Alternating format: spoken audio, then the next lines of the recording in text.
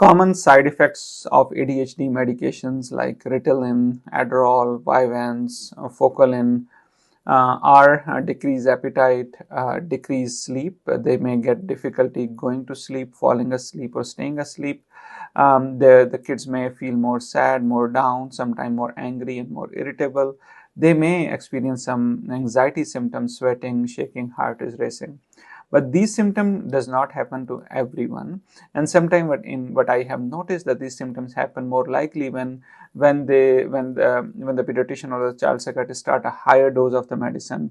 or when, let's say, because the ADHD medicine have so many different variety, just like a methylphenidate or Ritalin, so kids who are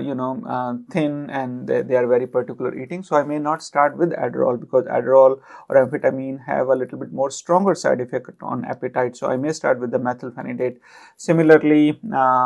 kids who have, or teenager who have lot of wearing off, like in the evening they struggle a lot, so I may start with a longer acting medicine that stays longer in the body, so that they don't experience the wearing off phenomena. So these ADHD medications are very safe, as long as we are consulting with the specialist who is starting low dose and then gradually go high, and then see what side effects are happening and what time those side effects are happening, so that we can adjust the doses and the medication appropriately.